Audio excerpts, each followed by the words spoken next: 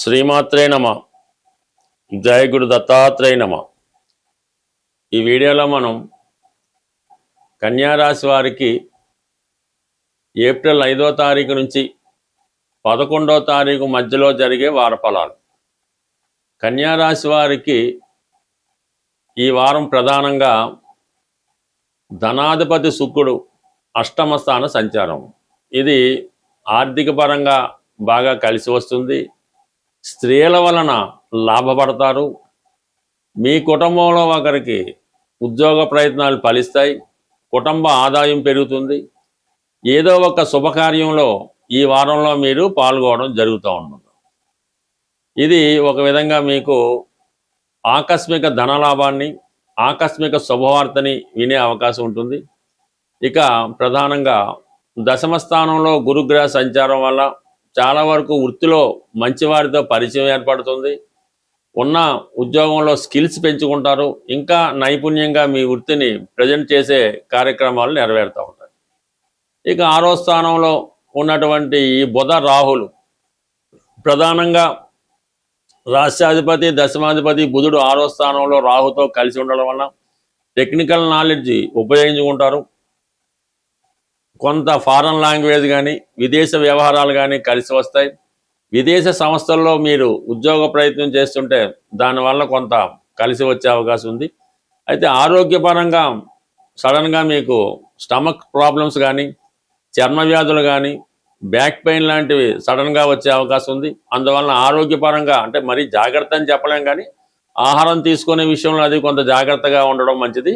ఏదైనా food poison లాంటిది జరిగే సూచనలు కనబడుతున్నాయి కాబట్టి దాని విషయంలో కొంచెం జాగ్రత్త వ్యవహరించండి. బట్ ఏదైనా సక్సెస్ మాత్రం 100%. మీరు ఏ చర్చల్లో పాల్గొన్నా, ఏ ఇంటర్వ్యూకి వెళ్ళినా, ఏ వ్యాపారంలో ప్రయోగించినా, ఎక్కడికి వెళ్ళినా సరే మాత్రం ఫైనల్ సక్సెస్ మాత్రం మీకే రావడం జరుగుతుంది. కొన్ని లిటిగేషన్ నుంచి మాత్రం మీరు తప్పకుండా బయటపడే అవకాశం ఉంటుంది. ఇక ప్రధానంగా సప్తమ స్థానంలో ఈ శని భగవానుడు, ఈ వివాహ ప్రయత్నాలు ఆలస్యమవుతుంటాయి. వివాహ సౌఖ్యం చాలా ఇబ్బంది పడుతూ ఉంటారు. ఇది ఇలా ఉంటే ఈ వ్యయాధిపతిగా ఉన్నటువంటి రవి సప్తమ స్థాన సంచారం ఎప్పటిదాకా ఈ నెల 14 వరకు. దాంతోపాటుగా కుజుడు తృతీయ అష్టమాధిపతిగా ఉన్నటువంటి ఈ కుజుడు సప్తమ స్థాన సంచారం వల్ల మరి ఇది పార్ట్నర్స్, వ్యాపార పార్ట్నర్స్ ఎవరైనా ఉంటే వాళ్ళు విడిపోవడం అన్నది తప్పనిసరిగా జరుగుతుంది. అలాగే వివాహం జరిగిన తర్వాత భార్యాభర్తల మధ్య ఉన్నటువంటి డిస్ప్యూట్స్ ఏమైనా ఉండి అవి కోర్టులో పెండింగ్ ఉన్నా, పెద్ద మనుషుల వ్యవహారంలో ఉన్నా ఇది పూర్తిగా సెటిల్ అయిపోవడం జరుగుతుంది. అంటే ఎవరికి వాళ్ళు విడిపోయి ఎవరి విషయాల్లో వారు ఇండిపెండెంట్గా నిర్ణయాలు తీసుకోవడం జరిగే అవకాశం ఉంది. ఈ సమయంలో ఎట్టి పరిస్థితుల్లో కూడా ఎంత అన్యోన్యంగా భార్యాభర్తలు ఉందామనుకున్నా కూడా ఏదో విధంగా విభేదాలు, విరోధాలు వచ్చే అవకాశం ఉంది. ఇతరుల జోక్యం వల్ల కుటుంబ జీవితం నాశనం అయ్యే అవకాశం ఉంది. కాబట్టి సాధ్యమైనంత వరకు ఎంత ఇబ్బంది వచ్చినా సరే భార్యాభర్తలు పరస్పరం చర్చించుకొని ఒక రాజీ మార్గంలో వెళ్ళాలి తప్ప ఇందులో ఎవరు టెంప్ట్ అయినా, ఎవరు ఆవేశపడినా, ఎవరు ఇతర మాటలు విన్నా అది చాలా వరకు మీ యొక్క వివాహ జీవితం విడిపోవడానికి కారణం అవుతుంది. కాబట్టి ఈ విషయంలో ఏమాత్రం మొహమాటం లేకుండా చాలా జాగ్రత్తగా ఉండండి. చిన్న పొరపాటుకి పెద్ద పనిష్మెంట్ మీరు తీసుకోవాల్సి ఉంటుంది. ఇది కామన్గా ఈ సప్తమ స్థానంలో ఉన్నటువంటి ఈ 3 గ్రహాలు నిజంగా వివాహ జీవితంలో మీకు ఈ 3 గ్రహాలు జన్మజాతకంలో సప్తమ స్థానంలో ఉంటే అసలు వివాహమే జరగదు. సో ఏదన్నా ఇప్పుడు ఈ గోచారరీత్యా వచ్చాయి కాబట్టి అంటే దీనికి జన్మజాతం కూడా సపోర్ట్ చేయాలి. జన్మజాతకంలో మీ సప్తమ స్థానం పాడై ఉండి దానికి సంబంధించినటువంటి దశలు జరుగుతున్నప్పుడు ఇప్పుడు ఈ విధంగా మీకు ఈ విషయంలో, ఈ వివాహ విషయంలో ఇబ్బంది కలిగే అవకాశం ఉంది. సప్తమ స్థానంలో ఉన్నటువంటి 3 గ్రహాలు దశమ స్థానం మీద కూడా వాటి ప్రభావం చూపుతుంటుంది. కాబట్టి ఉద్యోగపరంగా కూడా ఉద్యోగం పోగొట్టుకోవడం కానీ, మారడం కానీ, కొన్ని అనుకోని ఇబ్బందులు ఈ రాశివారు ఈ వారం అటు పెళ్లి విషయంలోనూ, దాంపత్య విషయంలోనూ, ఉద్యోగ వ్యాపార విషయంలో జరిగే అవకాశం ఉంటుంది. ఈ రోజుల్లో ప్రతి ఒక్కరూ కూడా ఏదో ఒక బలహీనతకో, అనారోగ్యానికో ఉండి దానివల్ల ఇబ్బంది పడుతూ ఉంటారు.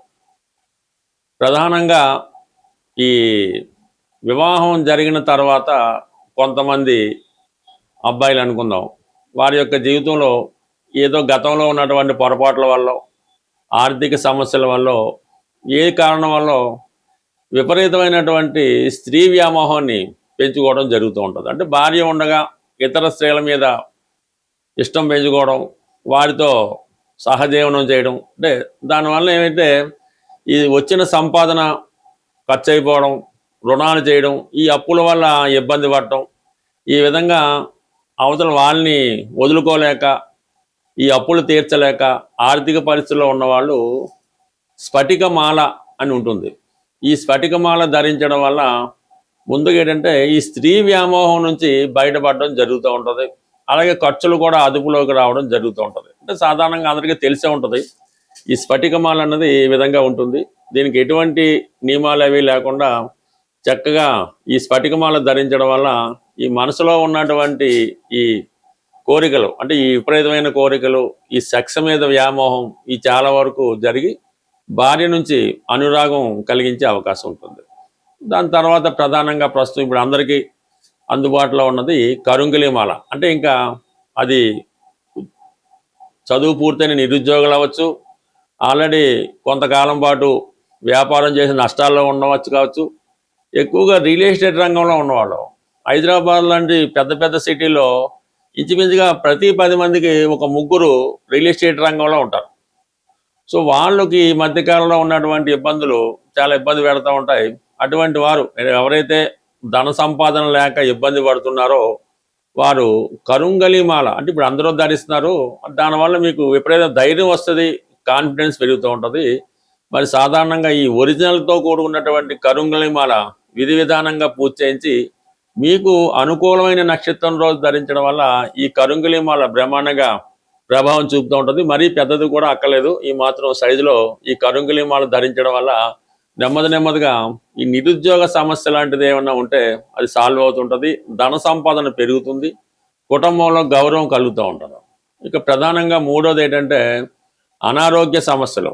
అంటే సాధారణంగా ఇది కొద్దిగా పెద్ద ఏజ్ ఉన్న వాళ్ళు, 40-50 ఏజ్ దాటిన వాళ్ళు, ఎక్కువగా స్త్రీలు అవ్వచ్చు పురుషులు అవ్వచ్చు, ఈ అనారోగ్య సమస్యలతో బాధపడుతూ ఏదో ఒక ఇబ్బంది పెడతా ఉంటుంది.